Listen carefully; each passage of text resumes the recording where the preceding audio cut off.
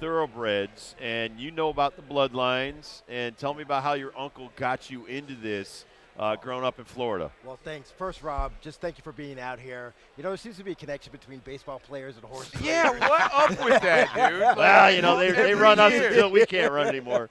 They all love to watch and bet. And Yep. so I grew up, my family from Jamaica. We owned horses over there, and I was born in New York. So grew up going to Belmont, Aqueduct, and, of course, Saratoga, but always loved the sport.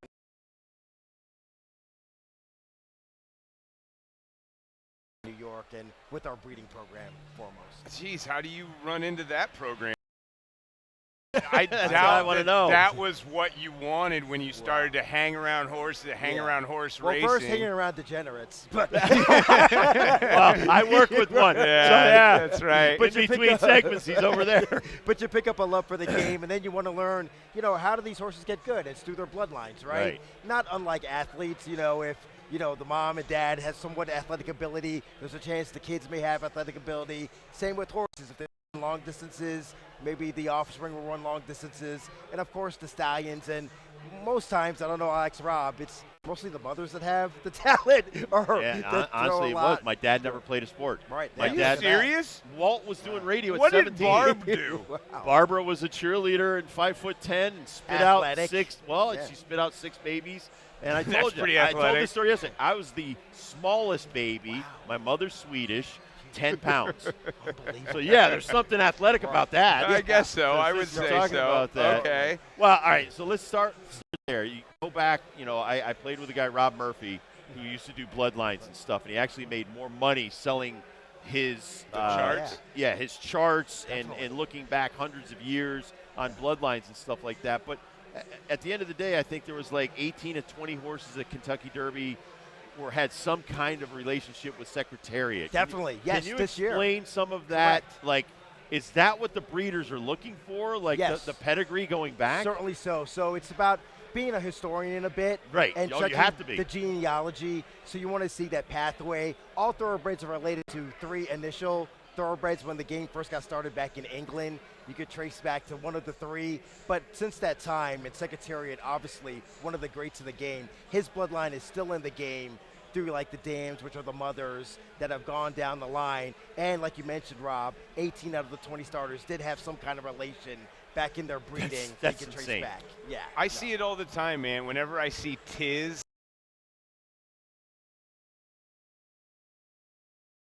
Right here in Saratoga during 2020. but I see that all the time. Would there be a horse, and why is this?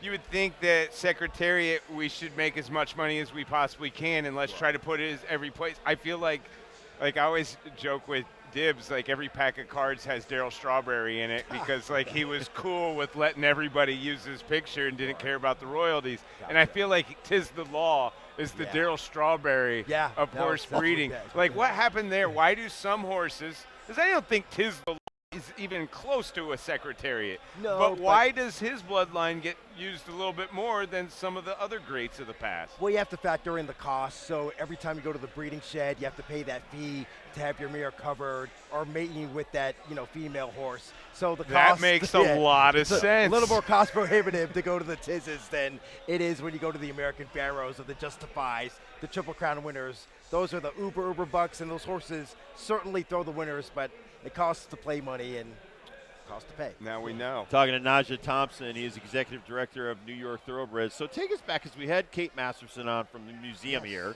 definitely. and she was talking about the stallions. They used to paint a picture of the stallion for you to mate with a mare. Correct. And we're going back to 1700s and that kind of stuff. How has it progressed to today? And obviously technology, and I watched something, I think it was Real Sports, where they do all, I don't want to get into all the details, but from that aspect, they don't always work.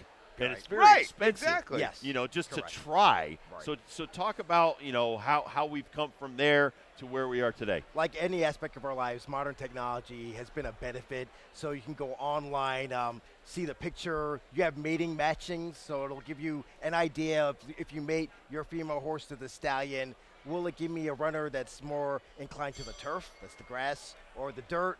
Will it like it when it's sloppy? Unfortunately, we have that today. If it's a mudder, as they like to say, or for the like conditions where it's like hard and firm.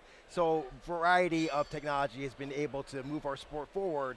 And really what's really cool now, like not unlike an Apple Watch, there are devices that they put on horses to track their gait, their heartbeat, to see if they're in the best conditions. The analytics of horse racing. It's pretty wild. Oh my gosh, that is wild. Like, all right, so I'm imagining that breeders care about their offspring even if they don't.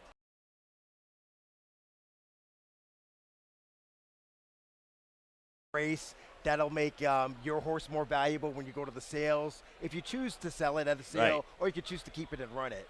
And that would be a decision of the breeder. You may just want some breed to sell, and that's just, being about the prospect of entering sales and selling on. Kind of like, I don't know if it would relate to, remember the Expos? Great organization, but they would just, develop these modern players. And give them to everybody else, absolutely. Move on. I'm a huge Andre Dawson fan. Some people are like that. Yeah. Yes, I love the Expos for that.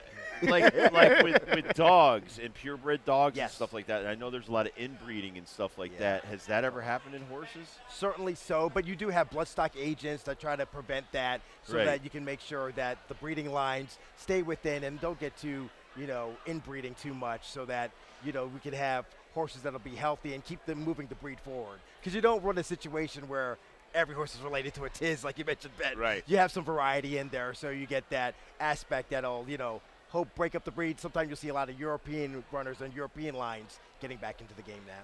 Najja, tell me about the timeline. Like when a horse ends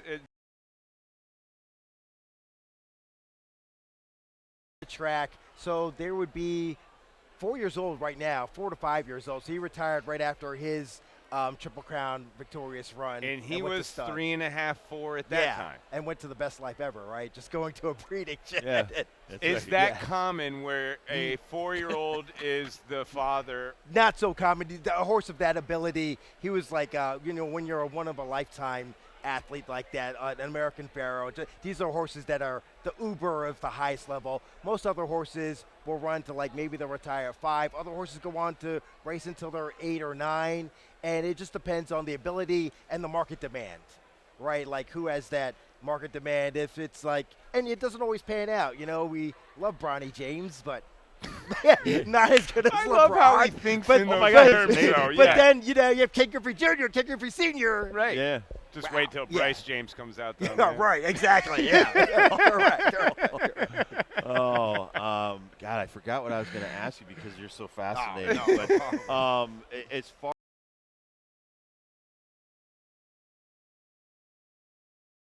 is this if because I know in Connecticut there was some guys that got the Kentucky Derby winner about half a dozen years ago, maybe a dozen years ago, whatever it was, and they bought into a cheap horse, and the horse ended up being don't tell my wife stables. I think so. Those 6 guys. I like that. Right. So from that, I wanted to ask about pricing out the other people. I'm sure because when I lived down in Ohio, I drive through Lexington and all those horse farms and stuff like that. Correct. Hundreds of horses and stuff like that. How do you compete with that? So from where you're talking about now, how is it around here? Are they still able to breed some of the best horses? Yeah, so here in New York State, especially around Saratoga County, we have a lot of breeding farms. If you want to learn more information, visit our website, noitbreeders.org. What's happened today is you'll see a lot of partnerships forming, and that's been a great part of the game because it equalizes the access. Instead of one person responsible for, let's say, a $1,500 bill every 3 weeks. Maybe you could spread that out amongst 10 friends, maybe 20 friends. So you'll see a lot of, ownerships because it is the sport of kings as it initially was. Right. But as we've gotten to a place where we've gotten more economical, more egalitarian, we're able to spread that out and let's form a partnership, a syndicate where we can help level off those costs for everybody to enjoy. Najja, has there been a horse that has kind of upset the apple cart. That is like not on any kind of bloodline and kind of came out of nowhere, and now all of a sudden that started a whole different root system. Definitely. So a couple years ago for Bob Baffert, you had Medina Spirit. Yeah. I think they purchased the horse for $1,200. Oh my gosh. At a sale. Yeah, As a 2-year goes on to win the Kentucky Derby. You know, there's about right now 19,000 horses born every year. Only 20 make the start again in the Kentucky Derby. Right? Only 8 make the Belmont in the last leg that we have coming up tomorrow. So just the odds to make it that far is enough. And you never know if a horse's ability. It's just inside of them. Like, can they put it all together on the track? And, of course, that's the trainer. That's the bloodline. But the jockey, a number of variety of factors come into it. Talking to Najja Thompson, he is executive director of New York Thoroughbreds. I've been around, horses, cows, everything my whole life. Where I grew up, a lot of dairy land around me in Connecticut. I had never seen a pregnant horse till yesterday. Wow. Really? I could not believe how wide. Sure. How? Congratulations. Talk about a horse. Yeah. Why are their legs so brittle? Why? How? God made them, but Correct. How come we haven't been able to breed them to where they don't break as easily? We are ramping up our technology and the advancements in. Every time the horse suffers an injury on the track doesn't mean that they have to be put down or euthanized. We've come so far in our development where we can actually have surgeries.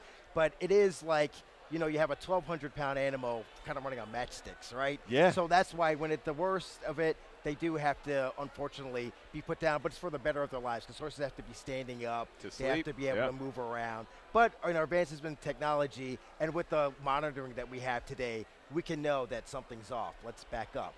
Let's take another scan. Is there, a fracture? Is there a minor injury that we can wait, hold off on? Not unlike sports with MRIs. Oh, yeah. And, remember, I guess 20 years ago, if you got a knee injury, that would kind of be it. Yeah, But now, you can, have those developments and those surgeries, and then hopefully you can be back and return. Well, one of our biggest sponsors is about preventative medicine. Correct. And now they can predict, especially in women, in ACL, MCL tears. And that's kind of where I was going with that. I mean, for sure. Can we predict better on these horses? Yeah. Be like, you know what, we can't race this horse. Correct. Then we're more cautious. We have the implementation of HISA, which is the Health, Integrity, and Safety Authority for horse racing, which is a federal body. Every horse you see on the track has been looked over by veterinarian teams, scoped, everything cared for over, because they are animals and athletes. And people forget the athlete part because they want to run and they want to compete. It's so hard to keep up with because, like you said, 1,900 are born every single year.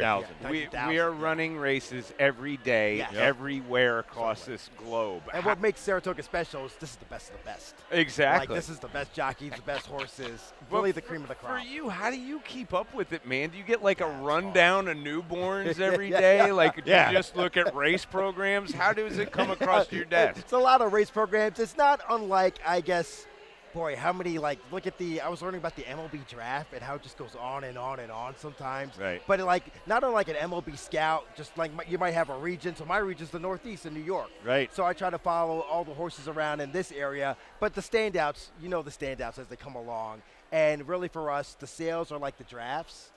So the owners go to the sales, purchase the horses. And then, the players, the Todd Pletchers, the Chad Browns. Those are the guys and the organizations and the really teams that draft the best quality each year.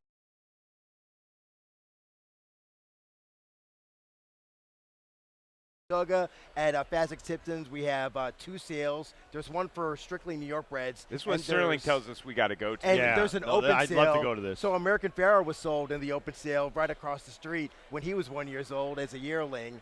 Yeah. We're missing out, dude. Flightline is another great horse that he was sold as a 1 year old as a yearling. And these were they're sold for 800,000, over $1 million up. Because they're think of the best prospects you ever seen. Some people just have that eye. And now there's some not paying out, of course. But the ones that do, you can go back and say, wow, from the moment that they saw them, they reached to their utmost ability. So Chad Brown and Pletcher and Baffert, did they go to these? Oh, yeah. And check them out? Oh, certainly. Yeah, no, it really is like the combine. Okay. It's really like the NFL combine.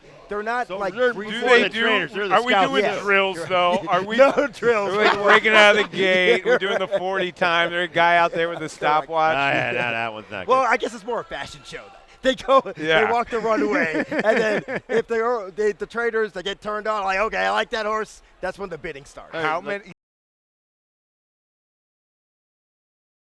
question, Ben. So we're about at a 1,300 every year in that mark. We're number 3. Kentucky is number 1, like our over 17,000. Florida's big as well. We have California, but we're up on the rise in New York, and that's to the great abilities of NYRA to make it attractive in purse money.